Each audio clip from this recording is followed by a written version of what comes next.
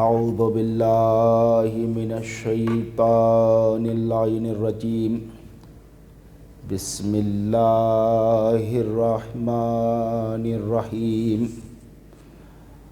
الحمد للہ رب العالمین والصلاة والسلام علی سید الانبیاء والمرسلین وخاتم النبیین مولانا ابی القاسم محمد اللہم صلی علی محمد وآلہ الطیبین الطاہرین المعصومین المنتخبین المنتجبین وَلَعْنَةُ اللَّهِ عَلَىٰ أَعْدَائِهِمْ أَجْمَعِينَ أَمَّا بَعْدُ فَقَدْ قَالَ سُبْحَانَهُ وَتَعَالَى فِي كِتَابِهِ الْمَجِيدِ وَفُرْقَانِهِ الْحَمِيدِ بسم اللَّهِ الرَّحْمَنِ الرَّحِيمِ وَالضُّحَىٰ وَاللَّيْلِ إِذَا سَجَىٰ ما ودعك ربك وما قلى وللآخرة خير لك من الأولى ولسوف يعطيك فترضى ألم يجدك يتيما فآوى ووجدك ضالا فهدى وَوَجَدَكَ عَائِلًا فَأَغْنَى صلوات پڑھیں محمد وآل محمد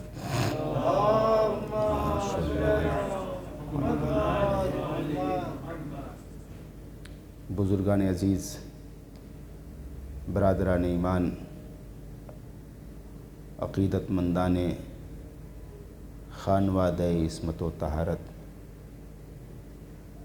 اور سوگواران سید الشہداء علیہ السلام، آج کی یہ شب بڑی ہی غمناک اور مصیبت کی شب ہے،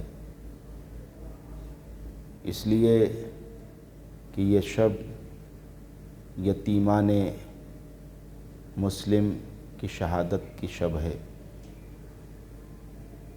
اولاً تو میں آپ تمامی حضرات کی خدمت میں فرزندان مسلم ابن عقیل کی شہادت کی تعزیت اور تسلیت پیش کرتا ہوں،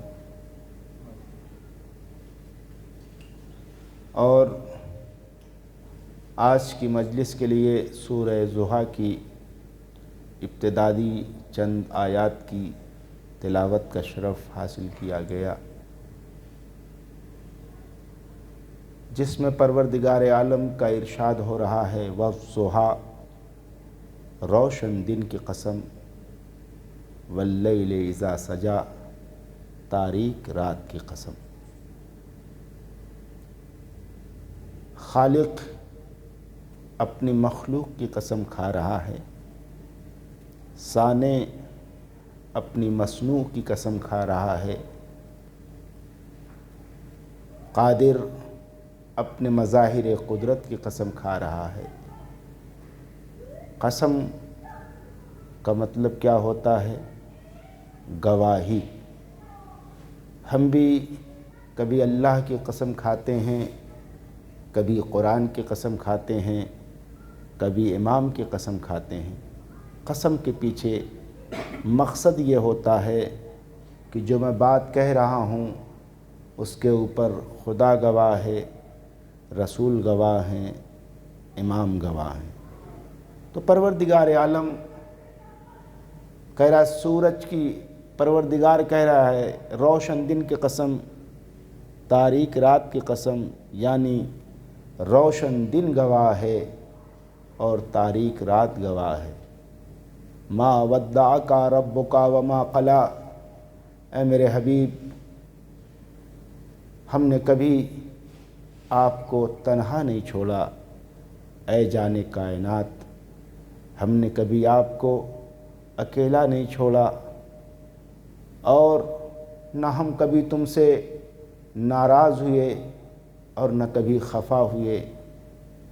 وَلَلْآخِرَةُ خَيْرٌ لَكَ مِنَ الْأُولَىٰ، اور میرے حبیب دنیا میں جو تمہارا مقام ہے، جو عظمت ہے، جو رفعت ہے، جو بلندی ہے، اس سے کہیں زیادہ بلند آخرت میں تمہارا مقام ہوگا۔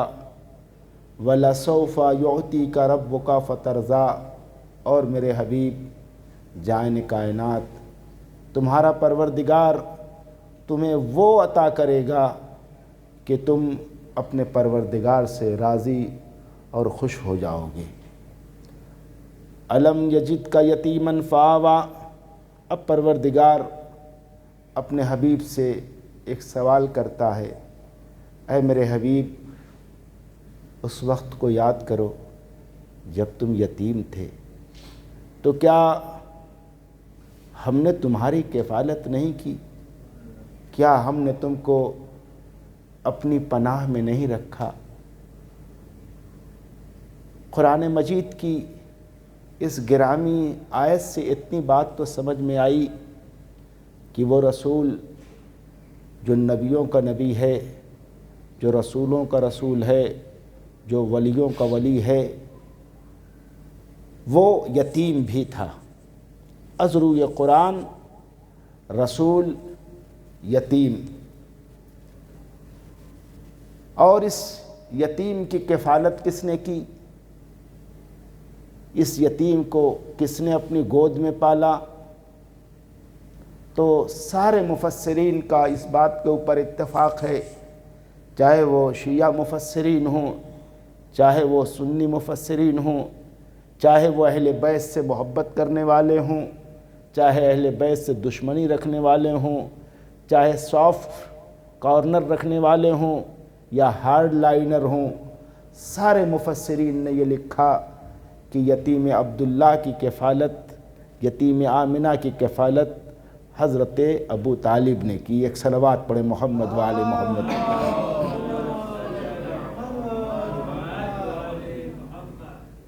تو عزیزو، سورہ ضحیٰ ہمیں بیان کر رہا ہے کہ پیغمبر یتیم ہیں، اور ساری تفسیریں بیان کر رہی ہیں اس یتیم کا کفیل ابو طالب ہے۔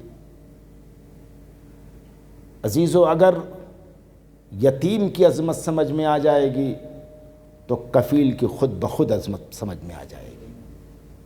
پہلے دیکھیں یہ یتیم کیسا یتیم ہے۔ جب یتیم کی عظمت و رفعت سمجھ میں آئے گی تو کفیل کی عظمت و رفعت خود بخود سمجھ میں آ جائے گی۔ اور اس بات کو یاد رکھیے گا کہ یتیم کی کفالت کا بے پناہ اجر ہے۔ یتیم کی کفالت کی جزا تمام عبادتوں کی جزا سے مختلف ہے۔ نماز کی جزا ہے، روزے کی جزا ہے، حج و زکوٰۃ و خمس و جہاد کی جزا ہے، صدقہ و خیرات کی جزا ہے، مگر یتیم کی کفالت کی جزا سب سے مختلف ہے۔ تو عزیزو، پیغمبر ہیں یتیم، اور اس یتیم کے کفیل ہیں ابو طالب۔ اب ذرا سا کفیل کا مقام سمجھیے اور یتیم کی کفالت کرنے والے کا اجر کیا ہے۔ بزم رسول ہے، صحابہ بیٹھے ہوئے ہیں، پیغمبر منبر پر ہیں، اور یتیم کی کفالت کی بات ہو رہی ہے۔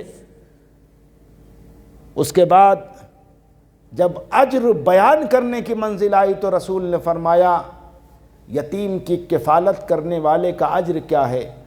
رسول فرماتے ہیں اپنی دونوں انگلیوں کو بلند کیا، دونوں انگلیوں کو بلند کیا اور مجمع کو دکھایا، اور یہ روایت شیعہ اور سنی دونوں کتابوں میں ہے، متفق علیہ روایت ہے۔ پیغمبر نے اپنی ان دونوں انگلیوں کو دکھایا، آپ ان دونوں انگلیوں کو دیکھ رہے ہیں، یہ انگلی جہاں ہوگی وہیں پر یہ بھی انگلی ہوگی۔ یہ ناممکن ہے کہ یہ انگلی کہیں ہو اور یہ انگلی کہیں ہو، یہ دونوں انگلیاں ساتھ ساتھ ہوں گی۔ اب پیغمبر یتیم کی کفالت کا اجر بتا رہے ہیں۔ پیغمبر فرما رہے ہیں انا وہاتان، انا وکافل الیتیم کہاتان فی الجنہ، دیکھو یتیم اور یتیم کی کفالت کرنے والا جنت میں میرے ساتھ ایسے ہی ہوگا جیسے یہ دونوں انگلیاں، جیسے یہ دونوں انگلیاں دونوں ایک ساتھ ساتھ ہوں گی، اسی طریقے سے یتیم کی کفالت کرنے والا جنت میں میرے ساتھ ساتھ ہوگا۔ اس کا مطلب یہ ہے کہ جہاں نبی ہوں گے جہاں نبی ہوں گے وہاں یتیم کا کفیل ہوگا۔ عزیزو، اگر کوئی امت کے معمولی فرد کی یتیم کی کفالت کر لے تو وہ تو رسول کے ساتھ جنت میں یوں ہوگا جیسے دونوں انگلیاں۔ اب جس نے امت کے بعد محمد کی کفالت کی ہو، صلوات پڑھے محمد والے محمد تے۔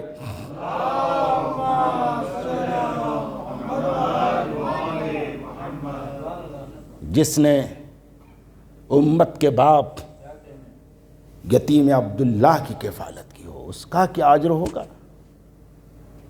دیکھیے میرے حبیب، جب تم یتیم تھے تو کیا ہم نے تمہاری کفالت نہیں کی؟ کیا ہم نے تم کو اپنی پناہ میں نہیں رکھا؟ کیا ہم نے تم کو اپنی گود میں نہیں پالا؟ پیغمبر جب اس دنیا میں آئے تو ولادت سے پہلے ہی باپ کا سایہ اٹھ چکا تھا۔ 4 برس کے ہوئے ماں نے داغ مفارقت دے دی، اور جب 8 برس کے ہوئے تو دادا بھی چل بسا۔ کس نے کفالت کی؟ جناب ابو طالب نے کفالت کی۔ کس نے پرورش کی؟ جناب ابو طالب نے پرورش کی۔ دیکھیے یہ یتیم کتنا عظیم یتیم ہے، کتنا عظیم یتیم ہے۔ کفالت کا مسئلہ آیا تو اللہ نے جناب آخری نبی کو جناب ابو طالب کی آغوش میں دے دیا۔ اب ذرا یہیں ٹھہریے گا۔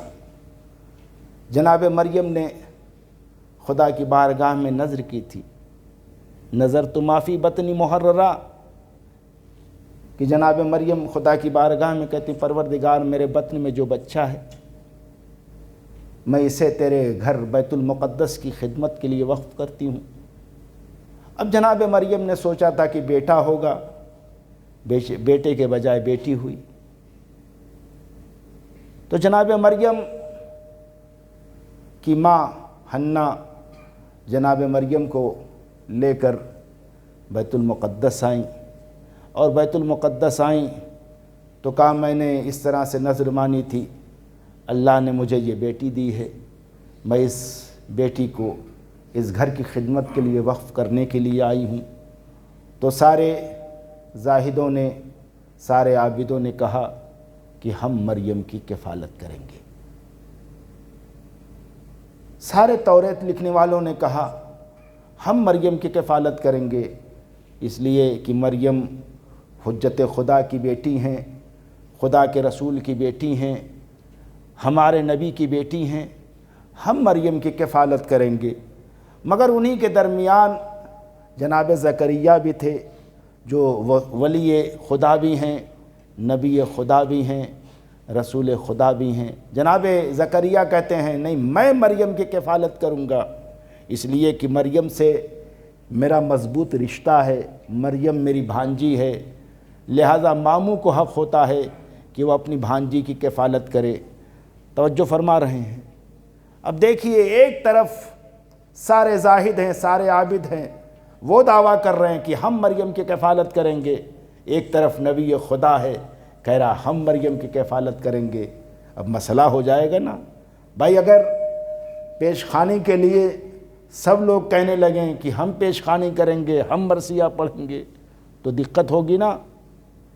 اب وہاں جتنے توریت لکھنے والے ہیں سب دعویٰ کر رہے ہیں ہم کفالت کریں گے، مگر اب کون کفالت کرے؟ معاملے کا تصفیہ کیسے ہو؟ تو یہ اشارہ الہی ہوا کہ اس معاملے کو حل کرنا چاہتے ہو تو قرآ ڈال دو، قرآ کے ذریعے معاملہ حل ہو جائے گا۔ کہا کیا قرآ ڈالا جائے؟ کہا سب اپنا توریت لکھنے والا قلم سطح دریا پہ ڈال دیں، جس کا قلم سطح دریا پہ تیرتا رہے گا وہ مریم کا کفیل ہوگا۔ اب سارے عابدوں نے، سارے زاہدوں نے توریت لکھنے والا قلم سطح دریا پہ ڈالا، سب کا قلم ڈوب گیا، مگر جب جناب زکریا نے اپنا قلم سطح دریا پہ ڈالا تو ڈوبنے والا قلم سطح دریا پہ تیرتا رہا۔ ایک مرتبہ پیغمبر نے اس واقعے کو بیان کیا اور بیان کرنے کے بعد کہا کیوں نہ جناب زکریا کا قلم سطح دریا پہ تیرتا، اس لیے کہ وہ نبی خدا تھے، وہ رسول خدا تھے، یہ حجت خدا تھے۔ معلوم یہ ہوا کہ حجت خدا کا ڈوبنے والا قلم بھی سطح دریا پہ تیرتا رہتا ہے۔ عزیزو، یہ پہلا حجت خدا تھا جس کا قلم سطح دریا پہ تیرتا رہا، وہ آخری حجت خدا ہوگا جس کا مسلح سطح دریا پہ تیرے گا۔ صلوات پڑھے محمد وآل محمد تے۔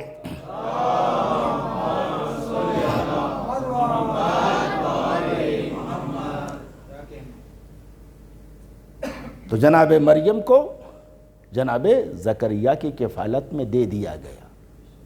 کہ مریم ہے بطول، مریم ہے صدیقہ، مریم ہے طاہرہ، بطول کی کفالت کے لیے کم سے کم رسول جیسا ہونا چاہیے۔ رسول جو تمام انسانوں میں، تمام کمالات میں، تمام خوبیوں میں، تمام صفات میں، تمام انسانوں سے ممتاز ہوتا ہے۔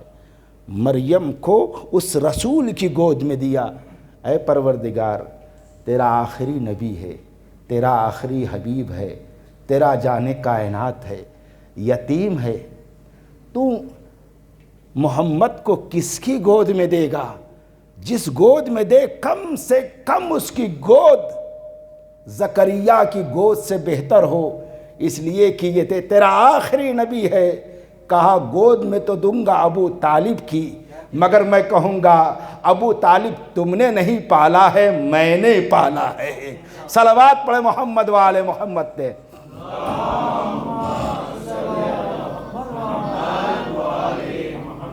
تو میں اور یتیم کی کفالت کرنے والے جنت میں ایسے ہوں گے جیسے یہ دونوں انگلیاں۔ کسی نیکی کا اجر اتنا بڑا نہیں ہے جتنا بڑا اجر یتیم کی کفالت کا ہے۔ جسے رسول کی صحبت مل جائے، قیامت میں صحبت مل جائے، جو مل گیا قیامت میں وہ ہمیشہ کے لیے مل گیا۔ یہاں تو رسول کی صحبت میں لوگ رہے، چند سال رہے، مگر جسے قیامت میں رسول کا جوار مل جائے گا، جسے قیامت میں رسول کی صحبت مل جائے گی، تو بھی پھر وہ صحبت دائمی ہوگی، ابدی ہوگی۔ تو رسول فرما رہے ہیں یتیم کی کفالت کرنے والا میرے ساتھ جنت میں یوں ہوگا جیسے یہ دونوں انگلیاں ہیں۔ عزیزو، آپ کی خدمت میں عرض کروں، شاید میں نے خطبہ جمعہ میں یہ واقعہ عرض کیا تھا، مگر بات کو ریلیٹ کرنے کے لیے آپ کی خدمت میں عرض کرنا چاہتا ہوں۔ بارگاہ رسالت میں ایک شخص آتا ہے اور کہتا ہے اے اللہ کے نبی، میں چاہتا ہوں کہ خدا مجھ سے محبت کرے، میں خدا کا محبوب بن جاؤں، اور صرف خدا ہی کا محبوب نہیں، اللہ کے بندوں کا بھی محبوب بن جاؤں۔ اور اے نبی خدا، میں چاہتا ہوں کہ اللہ مجھے بے پناہ دولت عطا فرمائے، اور چوتھی خواہش یہ ہے کہ اللہ دولت کے ساتھ ساتھ مجھے صحت عطا فرمائے، اور پانچویں تمنا یہ ہے کہ اللہ مجھے قیامت کے دن آپ کی صحبت، آپ کا جوار نصیب فرمائے۔ تو یا رسول اللہ کوئی ایسا عمل بتا دیجئے کہ یہ پانچوں چیزیں مجھے حاصل ہو جائیں۔ تو رسول نے بہت سمیٹ کے میں عرض کر رہا ہوں، رسول نے کہا اگر تو اللہ کا محبوب بننا چاہتا ہے اللہ چاہتا ہے کہ اللہ تجھ سے محبت کرے، تو محبوب خدا بن جائے، تو اپنے دل میں تقوی الہی پیدا کر، اللہ سے ڈر۔ جب تیرے دل میں تقوی الہی پیدا ہو جائے گا، جب تیرے دل میں خوف خدا آ جائے گا، تو خدا کا محبوب بن جائے گا۔ اور اگر تو چاہتا ہے کہ لوگ تجھ سے محبت کریں، تو لوگوں کی نگاہ میں محبوب بن جائے، تو لوگوں کے ساتھ حسن سلوک کر، احسان کر۔ احسان کر جتانے کے لیے نہیں، بلکہ احسان کر بغیر ریٹرن کی ایکسپیکٹیشن کے احسان کر۔ تو یہ عمل انجام دے گا، تو لوگوں کی نگاہوں میں محبوب ہو جائے گا۔ اور تو چاہتا ہے کہ اللہ تجھے بے پناہ دولت عطا فرمائے، تو اپنے مال کو پاک رکھ۔ جو مال پاک ہوتا ہے وہاں برکت ہوتی ہے، جہاں نجاست ہوتی ہے وہاں برکتیں چلی جاتی ہیں۔ صلوات پڑھے محمد وآل محمد تے۔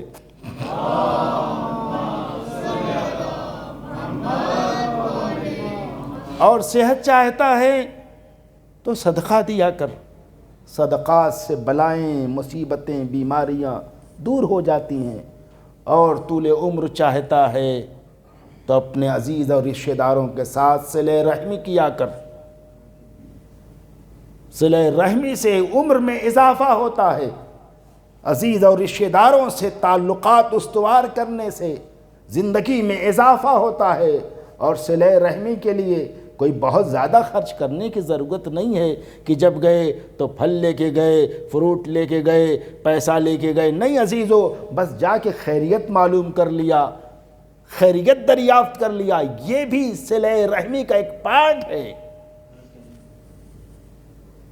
تو ہم صلہ رحمی سے گھبرائیں نہیں، تو صلہ رحمی سے عمر میں اضافہ ہوتا۔ اور پیغمبر نے فرمایا اگر تو قیامت میں میرا جوار چاہتا ہے کہ قیامت میں تو میرے ساتھ رہے، تو اپنے سجدے کو طول دے، لمبے سجدے کر۔ جب تو لمبے سجدے انجام دے گا، سجدوں کو طول دے گا، تو پروردگار عالم قیامت میں تجھے میرا جوار نصیب فرمائے گا۔ عزیزو، اگر کسی کو جوار نبی چاہیے تو اسے چاہیے کہ اپنے سجدے کو طول دے۔ بس ایک جملہ کہنے کا دل چاہتا ہے، جو رسالت کے لیے سجدے کو طول دے اسے صحابی کہتے ہیں، اور رسالت جس کے لیے سجدے کو طول دے اسے حسین کہتے ہیں۔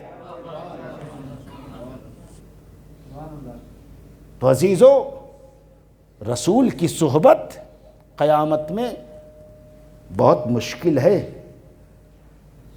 کنڈیشنل ہے، مگر جو یتیم کا کفیل ہے، پیغمبر فرما رہے ہیں، وہ میرے ساتھ ایسے ہی ہوگا جیسے یہ دونوں انگلیاں۔ انس ابن مالک نے 10 سال رسول کی خدمت کی ہے مدینے میں۔ رسول نے ریلیز کرنے سے پہلے کہا ہے انس تم نے 10 سال میری خدمت کی ہے، میں چاہتا ہوں کہ تیری خدمتوں کا تجھے صلہ عطا کروں۔ اے انس، جو تیرے دل میں آئے مانگ لے۔ کون کہہ رہا ہے؟ جو زمین و زمان کا مختار ہے، جو دنیا اور آخرت کا مختار ہے، جس کے اختیار میں دنیا بھی ہے، جس کے اختیار میں آخرت بھی ہے، جسے چاہے دنیا دے دے، جسے چاہے آخرت دے دے، جسے چاہے جنت دے دے، جسے چاہے کوثر دے دے، جسے چاہے سلسبیل دے دے۔ وہ نبی کہہ رہا ہے اے انس، جو تیرے دل میں آئے مانگ لے۔ تو نے میری خدمت کی ہے، رسالت کی خدمت کی ہے، میں تجھے صلہ دینا چاہتا ہوں۔ عزیزو، ابھی ہمارے جماعت کے اگر عہدیداران کہیں مولانا آپ کی بات بڑی اچھی لگی، آپ جو چاہیے مانگ لیجئے، تو میں عہدیداران کے دائرے اختیار کو دیکھوں گا نا کہ یہ مجھے کیا دے سکتے ہیں، اسی چیز کا تو مطالبہ کروں گا نا۔ میں تو بس دنیا کی چیز مانگ سکتا ہوں، اس لیے کہ دنیا سے زیادہ کچھ تو دے نہیں سکتے، مگر نبی جو دین و دنیا دونوں کے مختار ہے، وہ کہہ رہے ہیں انس مانگ۔ اب انس نے دیکھا یہ اتنی بڑی اپارچونٹی، اتنا بڑا موقع، کائنات کا مختار کہہ رہا ہے مانگ۔ سوچ میں پڑ گیا کیا مانگوں، جائزہ لینے لگا کیا مانگوں۔ حیران ہو گیا، کہا یا رسول اللہ ایک دن کی مہلت دیجئے، سوچ لوں کہ کیا مانگوں۔ ایک صلوات پڑھے محمد وآل محمد۔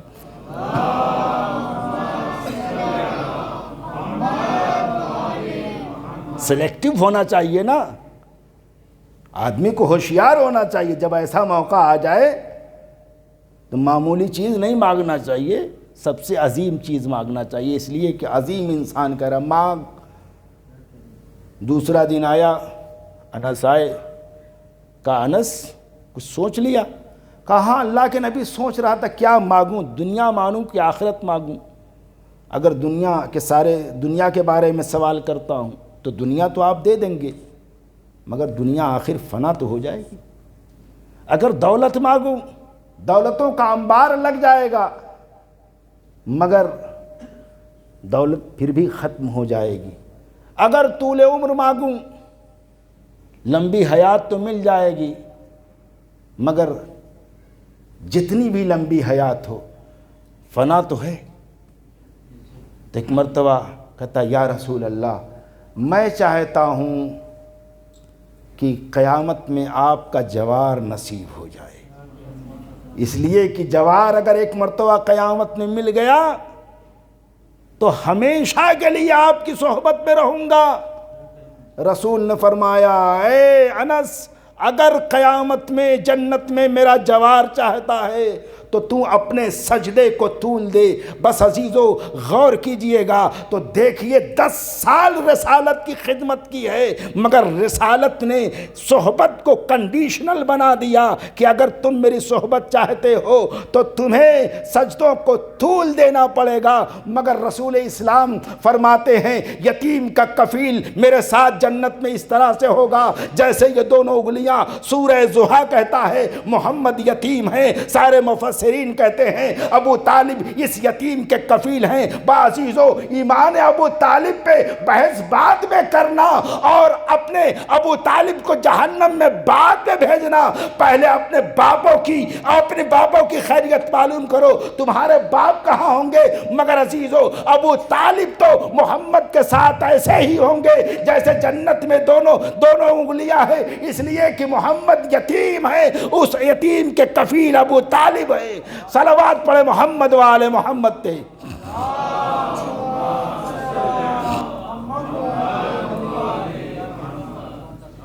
عزیزو اسلام کے 2 بڑے محسن ہیں، ایک کا نام ہے ابو طالب اور ایک کا نام ہے خدیجہ، اور یہ دونوں مکی زندگی کے محسن ہیں اور دونوں کا تذکرہ مکی سورہ میں ہوا۔ توجہ چاہتا ہوں، الم یجد کا یتیمن فآویٰ، میرے حبیب یتیم تھے تو ہم نے تم کو اپنی پناہ میں رکھا۔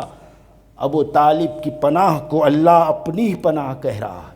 ووجدک عائلا فاغنیٰ، میرے حبیب تم تنگ دست تھے، غریب تھے، فقیر تھے تو ہم نے تم کو غنی بنا دیا۔ کس نے دولت دی؟ جناب خدیجہ نے دولت دی۔ تو ابو طالب نے اپنی پناہ میں محمد کو رکھا، خدیجہ نے پیغمبر کو اپنی دولت دی۔ عزیزو ابو طالب نے بھی محمد کو سپورٹ کیا، جناب خدیجہ نے بھی محمد کو سپورٹ کیا۔ دیکھیے، اور دونوں سپورٹرز کا تذکرہ قرآن میں ہے۔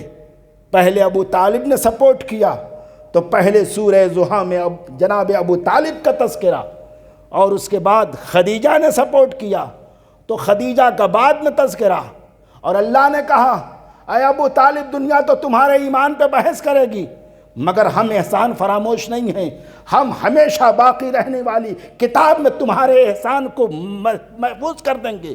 اور اے خدیجہ تمہارے احسان کو دنیا فراموش کر دے گی، تمہاری بیٹی دربار میں جائے گی وہ خالی ہاتھ آئے گی، مگر ہم احسان فراموش نہیں ہیں۔ تو ابو طالب نے محمد کو سپورٹ کیا، خدیجہ نے پیغمبر کو سپورٹ کیا۔ عزیزو پیغمبر جب اسلام کی تحریک لے کے، قرآن کی تحریک لے کے آگے بڑھے تو کسی بھی تحریک کے لیے سپورٹرز کی ضرورت ہوتی ہے۔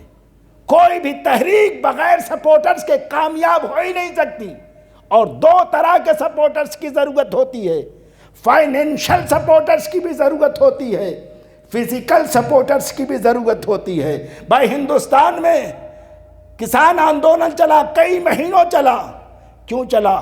فزیکل سپورٹر تھے، فائنینشل سپورٹر تھے۔ تو ہر تحریک کی کامیابی کے لیے دو سپورٹرز کی ضرورت ہے، فزیکل سپورٹرز کی اور فائنینشل سپورٹر کی۔ پیغمبر کی اسلام کی تحریک ناکام ہو جاتی اگر ابو طالب نے فزیکلی سپورٹ نہ کیا ہوتا، خدیجہ نے فائنینشلی سپورٹ نہ کیا ہوتا۔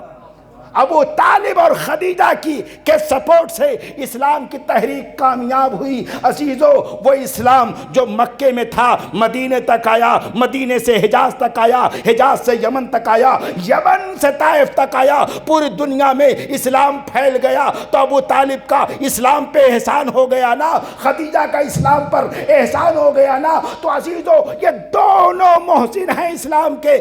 اللہ نے چاہا کہ ان دونوں محسنین کے احسان کی جزا دے، اس لیے کہ اللہ کہہ رہا ہے حل جزاء الاحسان الا الاحسان۔ دنیا احسان کرنے کی جزا کو بھول جائے، مگر ہم احسان کرنے والے کو اس کی جزا دیتے ہیں۔ تو ابو طالب نے بھی اسلام پر احسان کیا، خدیجہ نے بھی اسلام پر احسان کیا۔ جب اللہ نے دونوں کو جزا دینا چاہی تو ایک مرتبہ اپنے خزانے کو دیکھا تو کیا دیکھا؟ صفت تو آدم کو دے چکا ہوں، نجابت نوح کو دے چکا ہوں، ہیبت موسیٰ کو دے چکا ہوں، خلت ابراہیم کو دے چکا ہوں، ریاست داؤد کو دے چکا ہوں، حکومت سلیمان کو دے چکا ہوں، قرآن محمد کو دے چکا ہوں۔ میرے خزانے میں ایک امامت کا تحفہ ہے، تحفہ ایک ہے، محسن دو ہیں، ابو طالب ہیں، خدیجہ ہیں۔ ابو طالب کو دیتا ہوں تو خدیجہ محروم رہتی ہیں، خدیجہ کو دیتا ہوں تو ابو طالب محروم رہتے ہیں۔ اللہ نے کہا میں بھی قادر مطلق ہوں، دونوں کو برابر جزا دوں گا، اس لیے کہ دونوں برابر کے محسن ہیں۔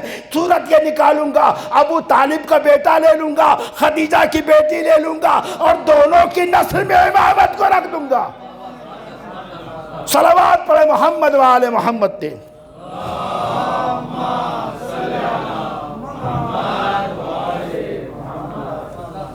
عزیزو، یتیم کی کفالت، اگر یتیم کسی سماج اور سوسائٹی میں خستہ حالت میں ہے تو سوال ہوگا صاحبان ثروت و دولت سے۔ ایک چیلنج ہے یتیم صاحبان دولت و ثروت کے لیے، اور میں نے عرض کیا سب سے بڑی جزا یتیم کی کفالت ہے۔ عزیزو، بس میں نے آپ کی زحمت کو تمام کیا۔ آج دو یتیموں کا ماتم کرنے کے لیے ہم بیٹھے ہیں۔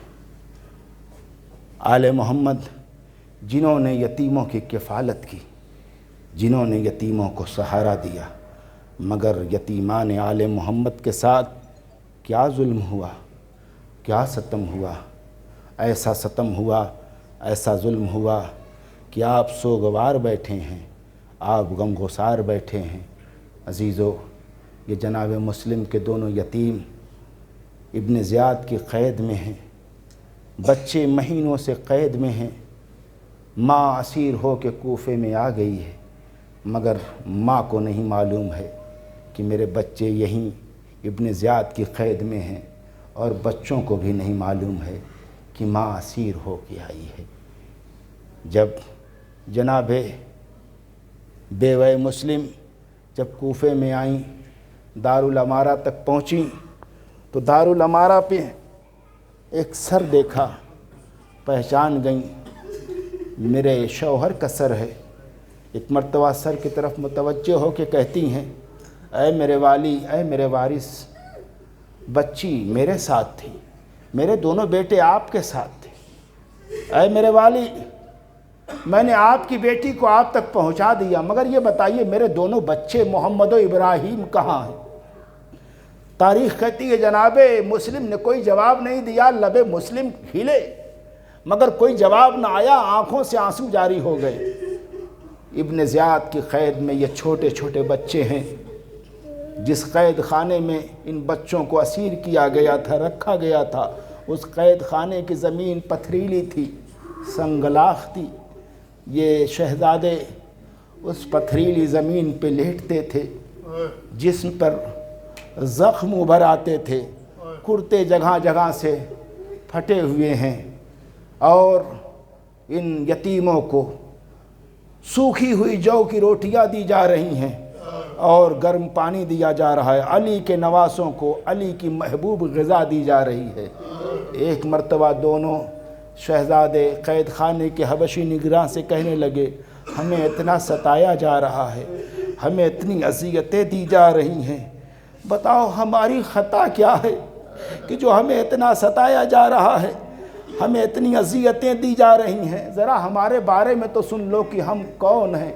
बच्चों ने एक मर्तबा अपना तारुफ शुरू किया कि हम औलाद रसूल हैं, हम औलाद ज़हरा हैं, हम फ़र्ज़ंदाने मुस्लिम इब्न अक़ील हैं। एक मर्तबा हबशी निगरां घबरा जाता है और कहता है, शहज़ादो मैंने बड़ा जुल्म किया है, मैंने बड़ा सितम किया है, ऐ शहज़ादो पहले क्यों ना बताया। ऐ शहज़ादो मैं देखो तुम्हें मुझसे एक वादा करो। कहा क्या वादा करें। कहा वादा ये करो कि जब हम तुम्हारे कदमों पे सर रख दें, माफ़ी मांगे तो हमें दिल से माफ़ कर देना, इसलिए कि क़यामत में फ़ातिमा ज़हरा को मुँह दिखाना है, क़यामत में रसूल खुदा को मुँह दिखाना है। अजीज़ो अज़ादारो रात आई, एक मर्तबा क़ैद खाने के हबशी निगरां ने दरवाज़ा खोला और कहा, शहज़ादो तारीख रात में फ़ला रास्ते से इधर से उधर निकल जाओ।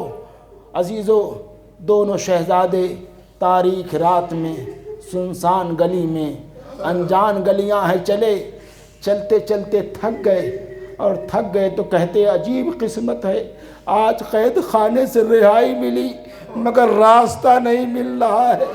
कहिए तो आवाज़ दुआए मुश्किल कुशा अली, सबकी मदद को तो आते हो, आज नवासे रास्ता भूल गए हैं, आके इनको मदीने पहुंचाइए।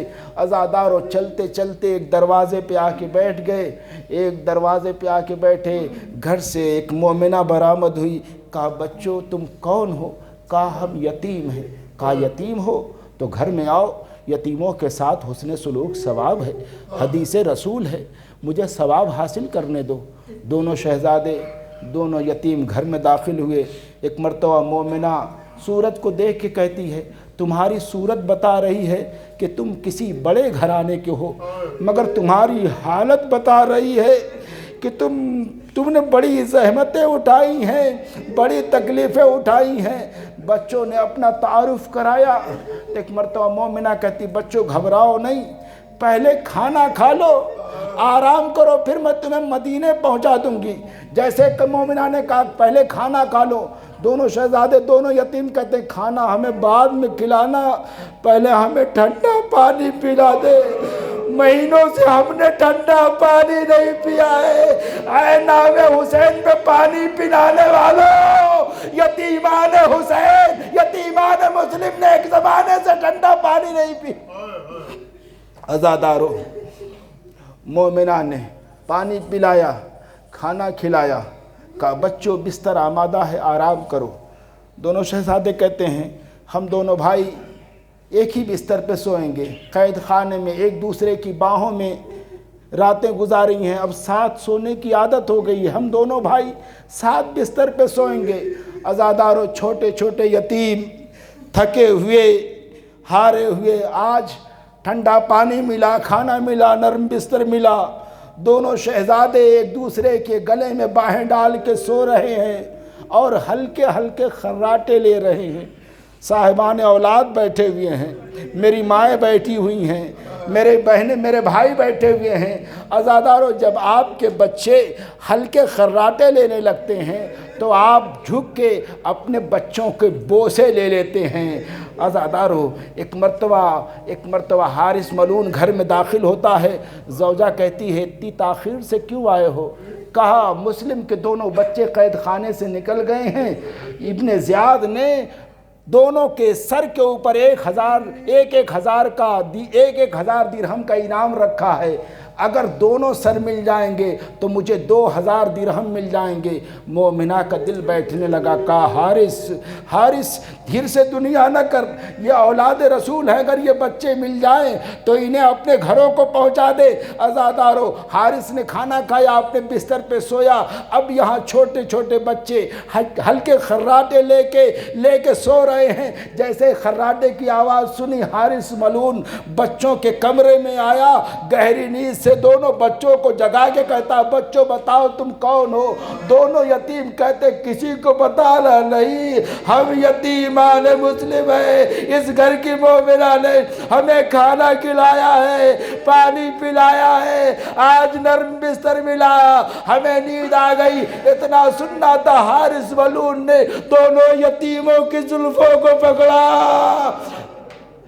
گھسیٹتا ہوا سین خانہ میں لایا، ستون کے پاس دونوں شہزادوں کو کھڑا کیا، ایک بھائی ادھر ہے ایک بھائی ادھر ہے، کہا بچوں اس طرح سے آگے بڑھو جیسے گلے ملنا چاہتے ہو۔ عزاداروں بیچ میں ستون دونوں بچوں کو رسی سے جکڑ کے باندھ دیا۔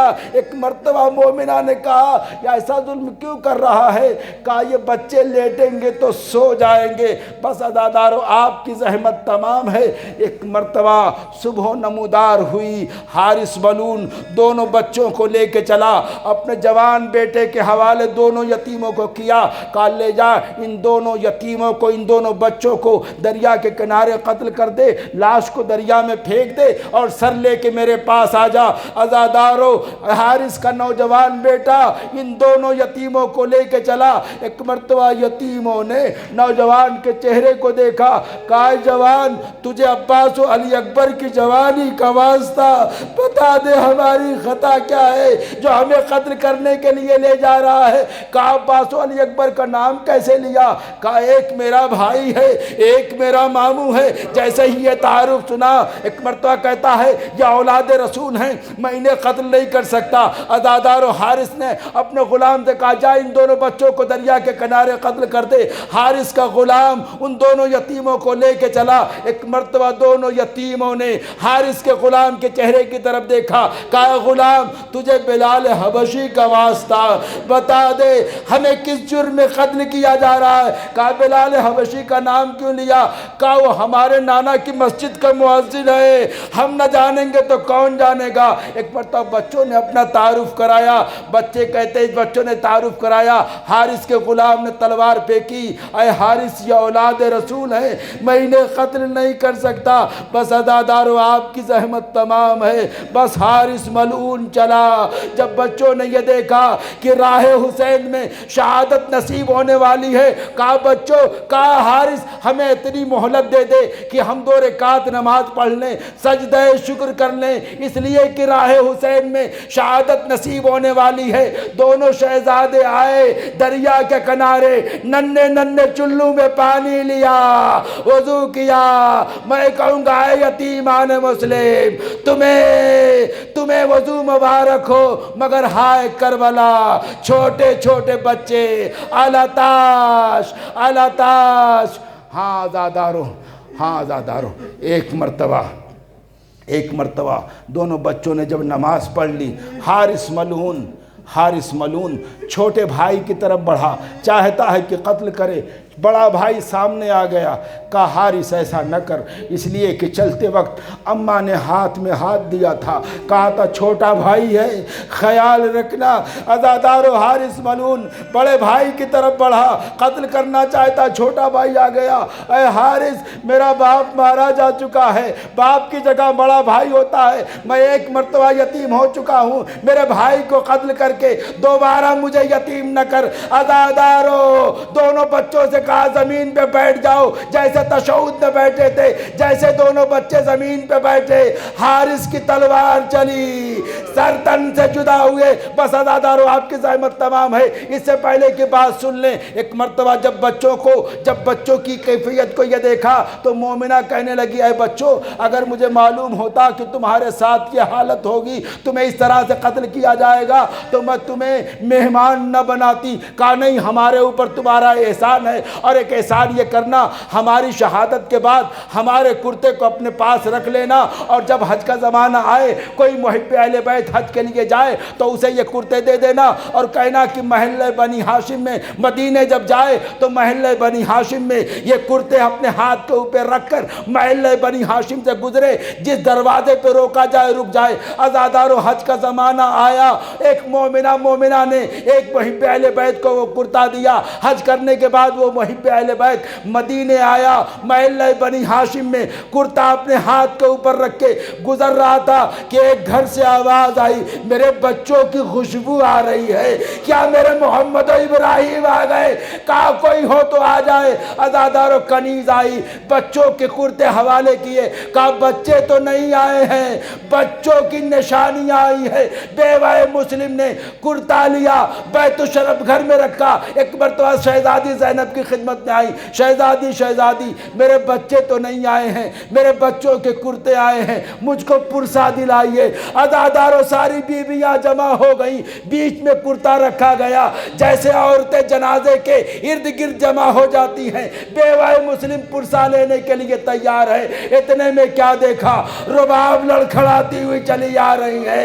بیوہ مسلم نے کرتے کو اٹھایا، چھپا دیا، آواز دیا، رباب مجھے معاف کرنا، میرے بچوں کے کرتے آ گئے مگر تیرے اصغر کا جھولا نہ آیا۔ وَسَيَعْلَمُ الَّذِينَ ظَلَمُوا أَيَّ مُنْقَلَبٍ يَنْقَلِبُونَ۔ ماتم حسین۔